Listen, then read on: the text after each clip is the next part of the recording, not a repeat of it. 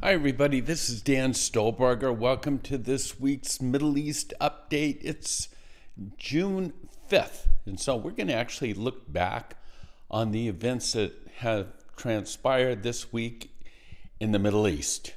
We always start, we usually start, I should say, let me step aside here so you can see the slides. You know, this is was posted by a friend of mine. Let me see. I hope you can read this. A friend of mine in Israel, and he posted this meme that said, "May your family never be kidnapped while the world demands you cease fighting for them." May your family never be kidnapped while the world demands you cease fighting for them. Just food for thought. All right, let's take a look at our news bites this week. We begin with reports that the United States have warned both France and Saudi Arabia against recognizing the Palestinian state at the upcoming UN conference scheduled for later this month.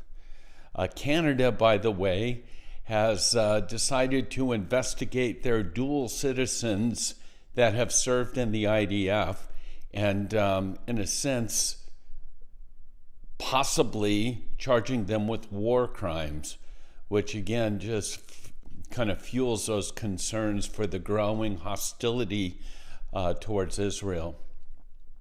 Elections, early elections, Israel may loom with this whole Orthodox draft Haredi sort of, whether it's Shahs or the Orthodox or whatever, but Bibi has used them over the years to, in a sense, put together his coalition, and now they may back out, which may just cause early elections. So we'll have to wait to see about that. I think we do have an article today in the body of this message that will talk a little bit more about that. New developments, Israel's Iron Beam. It's a laser defense system now that can neutralize missiles instantly.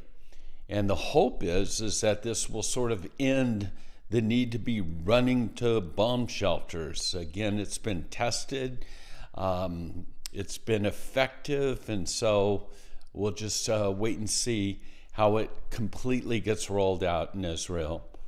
And then we've got the issue with, of course, the Iranian-U.S. negotiations that's taken place. Truth is that if Iran does cross the threshold that's needed for a nuclear weapon, and we're hearing that we've heard for how long that they've been close, and now we're hearing it's days. But if they do cross that threshold, the window of attack might just be closed.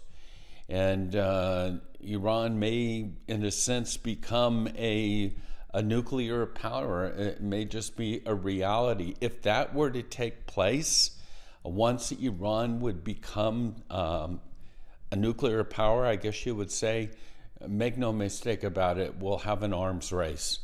Many other countries in the Middle East will seek an atomic weapon as well, whether it be Saudi Arabia, whether it be Turkey, fill in the blanks. So that's what we're looking at. And finally, for our news bites, the GHF, the Gaza Humanitarian Fund, distributed just yesterday, they distributed 1.4 million meals throughout Gaza, I should say in the Rafah area of Gaza.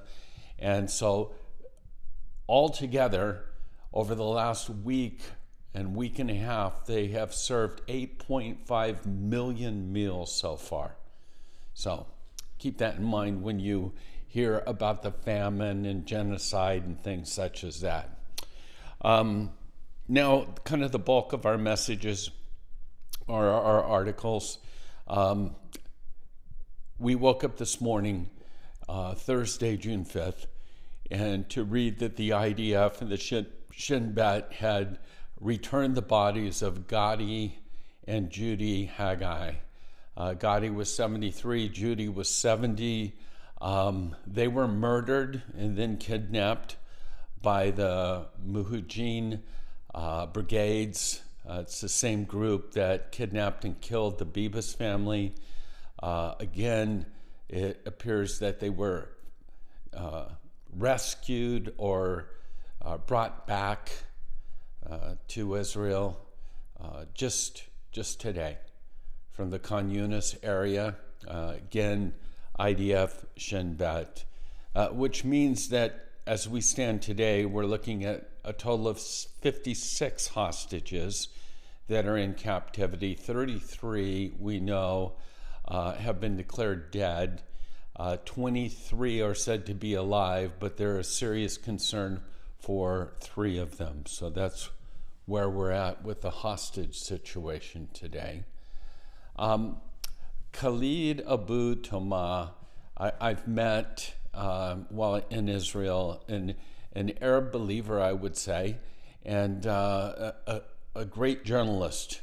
And so whenever I see articles by him, I take notes. So this is an article by him, and he basically says that the leaders of the Iran-backed Hamas terror group, it just doesn't seem like they're in a rush to end the war at all. And so the question is why? And the reality is that Hamas's political leaders, billionaires, funded by the mullahs, the mullahs, I guess you would say, of Iran, and the rulers of Qatar, they live in several Arab and Islamic countries, so they don't have to worry about food or medicine. They don't have to worry about being shot at and standing in lines for food. Keep in mind that the Hamas leadership will never accept any ceasefire without prior permission from the Iranian group or regime. The mullahs in Tehran also appear that they're in no rush to end the war, and the reason for that is it distracts the attention from Iran's efforts to acquire a nuclear weapon. And that's their number one priority at this time. So for Hamas leaders, their number one priority is simply to survive, to make sure that if they can survive, get their heads out of the tunnels, not be killed, they may be able to remain in power and just wait for another day. As I mentioned about Bibi's government being in trouble, questions being asked, is the government about to fall?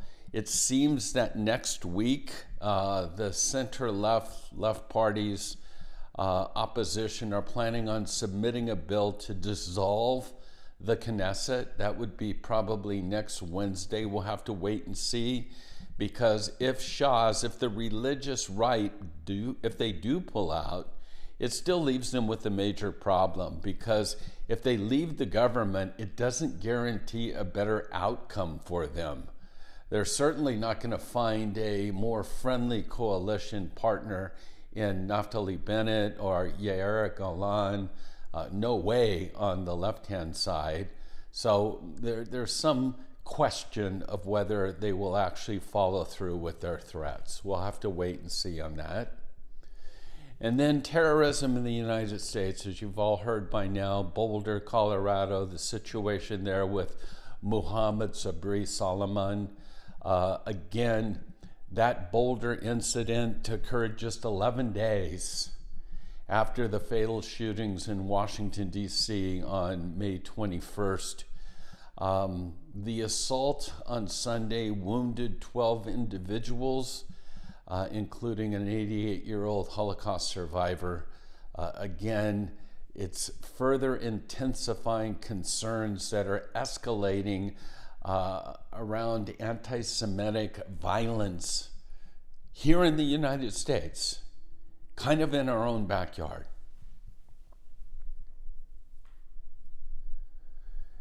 Respect for Israel, we talk a lot about anti-Semitism these days, and how it's sort of off the charts. But this latest survey, again, it shows very troubling findings, especially here in the United States, that between March 2022 and March 2025, 11 percentage points negative views as far as Israel, the Israel state, how they're dealing with the situation in Israel. It continues to plummet. And as anti-Semitism rises, as we have false narratives and negative media coverage, it's no surprise that we're seeing some of these events, these terrorism events, taking place in our own backyard. And then, the Iranians' response to Trump's threat, I guess you would say, bottom line is they've rejected the discussions that the U.S., these discussions on the nuclear issue. In fact, the quote of the Ayatollah was, "The rude and arrogant leaders of America repeatedly demand that we should not have a nuclear program. Who are they, or who are you to decide whether Iran should have enrichment?" And so it appears that these discussions and these talks have come to an end, and we're going to have to wait and see if Trump follows up on his threats regarding the Iranian nuclear program. Palestinian Authority, again, as we look at the day after, what's going to happen once Gideon's chariots or once this whole deal in Gaza is over. And I see the Palestinian Authority sort of positioning theirself to at least be in the discussion regarding the day after. And so now they're coming out and being very critical of Hamas.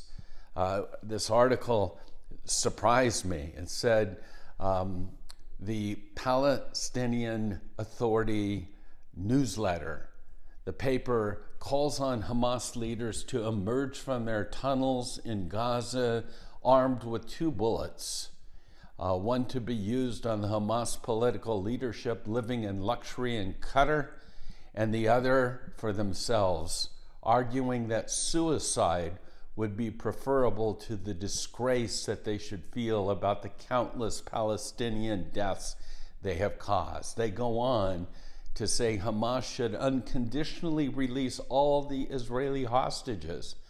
The PA Daily, this is that paper, continues by saying, because Israel is actually killing 3 times the number of hostages every day, enough already, Hamas leaders. Release them. Unconditionally remove the handcuffs of death from more than the 2 million Gazans that are still alive. 2 million Gazans versus 20 Israeli hostages, and you're haggling over it. Time is up. Interesting. So, our reports this week, again, there's an article in the New York Times. I've just given you the headlines that says Iran has actually ramped up their uranium enrichment while continuing the nuclear talks. No big surprise, it was the warning that Israel gave to the United States. The tactics of delay seems to have worked in Iran's favor. And then last up, we have only a few seats left for our upcoming tour, The Land, the People, and the King. We're going to Israel. We'll be there October 30th through November 9th. Excited, really looking forward to this. And so it will be our last official Holy Ground tour. And so if you've ever thought, yeah, we want to go with Dan and Sharon whenever they go again or whatever, hey, we're going again. And this is our last time. So again, we have a few seats. And if you're interested, there's the website, holygroundexplorations.com, and all the information's there. We pray that you would consider joining us. So that's our report this week. Remember to continue to pray for the peace of Jerusalem. Shalom.